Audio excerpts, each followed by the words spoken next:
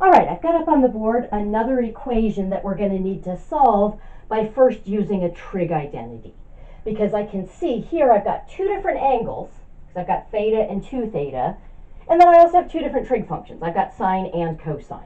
Okay, so I'm going to need to use an identity, so a double angle formula for cosine, to rewrite this in terms of sine theta. Okay. What I'm going to suggest is that you pause the video and try this on your own. For this one, I did write it in terms of theta. Let's try this one in degrees. So I want all theta values between 0 and 360 degrees, and then I want all values of theta that are solutions. Okay. So go ahead and pause the video and give this a shot. Welcome back. Okay, so cosine of 2 theta, that's what I'm going to replace using a double angle formula. I know that that's cosine squared theta minus sine squared theta, so that's what would fall directly out of the sum formula if I plugged in theta, just viewing this as cosine of theta plus theta. Okay. Now, I want to keep the signs because I want to try to write it in terms of this, so I'm going to replace cosine squared with 1 minus sine squared. So I'm going to get 1 minus 2 sine squared theta. So I'm going to just replace this with 1 minus 2 cosine theta. So we'll have sine theta plus 1 equals 1 minus 2 sine squared theta. So I want to move everything over to one side, setting the other side equal to 0. I think I want to move things over this way because I prefer to have the squared term positive. So I'm going to add 2 sine squared theta to both sides. Now over here there weren't any sine squared thetas, so that's creating a new type of term. Then I'm going to subtract 1 from both sides, and that's really nice because that's going to just cancel out. So then I'll have 2 sine squared theta plus sine theta is equal to 0. Okay. All right, so I'm going to factor out a sine theta.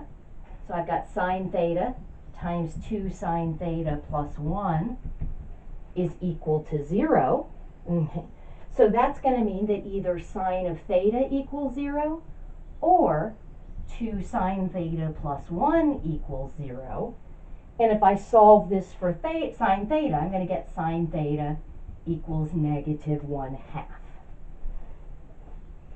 Okay, so for sine theta equaling 0, I recognize that's going to be a quadrantal angle. There are 2 points on the unit circle where the y value is going to equal 0. That would be this point 1, 0, and negative 1, 0.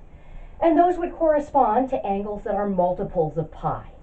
Between multiples of 180, I'm working in degrees.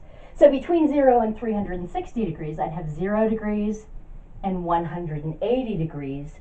360 degrees is not included in that interval. Okay. Now, if sine of theta is negative 1/2, let's see, no solutions in 1 or 2 because sine would be positive there, but I will have a solution in quadrant 3, and I'll have a solution in quadrant 4. Both of these will have a reference angle that I'll call alpha, and I know that sine of alpha is the absolute value of negative 1/2, so that would just be 1/2. Okay. So alpha is the acute angle whose sine is 1/2, and that's going to be 30 degrees. So here, theta is equal to 180 degrees minus 30 degrees. That would be 150 degrees. And here, theta is equal to 360 degrees minus 30 degrees. So that's 330 degrees. So I've got 2 more solutions, 150 degrees and 330 degrees. Okay, excellent. So then if I want all solutions, all values that theta can be, I can sort of consolidate these two since they're 180 degrees apart. I can just say that's 180 degrees times n. If n is 0, I'll get that. If n is 1, I'll get that. And if n is 2 or 3 or 4 or negative 1 or negative 2, I'll get angles that are coterminal with one of those. Okay. Then I'll also have 150 degrees plus n copies of 360 degrees, and 300 degrees plus n copies, 330 degrees plus n copies of 360 degrees. So those would be all of my solutions. One quick note, when I was over here and I moved everything over to one side, if you just moved over the 1, you would have had sine theta equals -2 sine squared theta. Absolutely necessary that I just move this over and set it equal to 0. If you tried to divide by sine of theta, you lost that solution, and all of those solutions. Because remember, we can't divide by a variable expression because we don't know if that's 0 or not.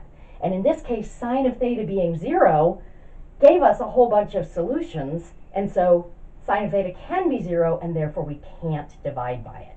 So do remember that you're always just moving things over by adding and subtracting them. Never divide by a variable expression.